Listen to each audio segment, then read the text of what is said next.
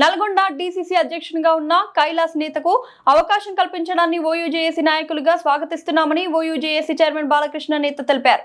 ఈ మేరకు ఉస్మానియా యూనివర్సిటీలోని ఆర్ట్స్ కళాశాల వద్ద కార్యక్రమం చేపట్టారు. ఈ సందర్భంగా బాలకృష్ణ నేత మాట్లాడుతూ పున్నా కైలాస్ నేత నియామకాన్ని జీర్ణించుకోలేని కొందరు నాయకులు ఆయనపై తప్పుడు ఆరోపణలు చేస్తూ కాంగ్రెస్ అధిష్టానానికి తప్పుడు లేఖలు రాస్తున్నారని మండిపడ్డారు. తక్షణమే ఆ నాయకుల లేఖలను ఉపసంహరించుకోవాలని డిమాండ్ చేశారు.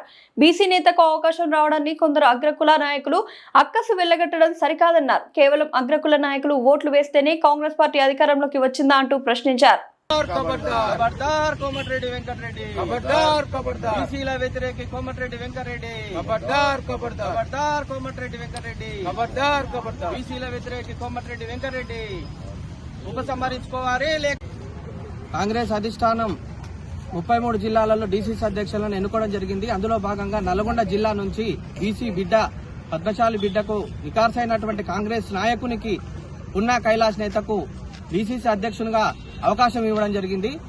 ఒక బీసీ బిడ్డకు అవకాశం ఇచ్చినందుకు ఓయూజేసీ పక్షాన కాంగ్రెస్ పార్టీ అధిష్టానానికి సీఎం రేవంత్ రెడ్డి గారికి, మహేష్ కుమార్ గౌడ్ గారికి పేరు పేరున కృతజ్ఞతలు తెలియజేస్తా ఉన్నాము. ఈ యొక్క అధ్యక్ష ఎన్నికను జీర్ణించుకోలేనటువంటి కొంతమంది నాయకులు అధిష్టానానికి లేఖలు రాయడం జరిగింది.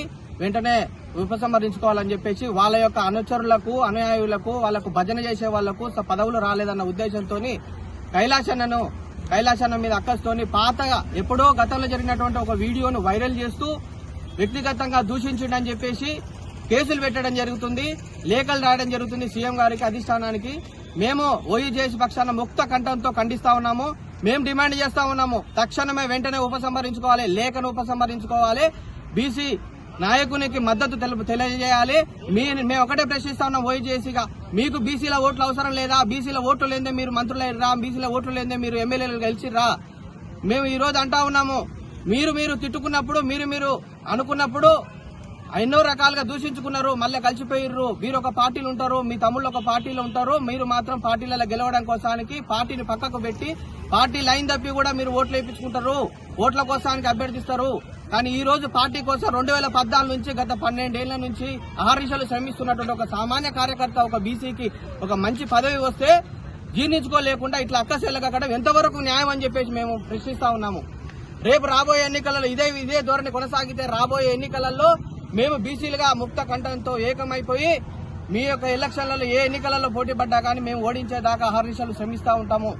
కాబట్టి ఇప్పటికైనా చెప్తా ఉన్నాం, దీన్ని ఖబర్దార్, మీరు ఎవరైతే వ్యతిరేకంగా బీసీ బిడ్డ కైలాస్ నేతకు వ్యతిరేకంగా మీరు పనిచేస్తా ఉన్నారో, మీరు బదనాం చేయడానికి కుట్ర పన్నుతా ఉన్నారో, వైరల్ చేస్తున్నటువంటి వీడియో ఏదైతే ఉన్నదో ఆ వీడియో మార్ఫింగ్ చేసినటువంటి వీడియో, ఆయన అన్నటువంటిది ఆ రోజు బీసీలను కాపాడుకోవాలి, బీసీల కడుపు మండుతుంది, బీసీలకు కక్షపూరితంగా వ్యవహరిస్తున్నారు బీసీల మీద అనే ఉద్దేశంతో మాట్లాడినటువంటి మాట కానీ వ్యక్తిగతంగా ఎటువంటి దూషణలు చేయలేదు.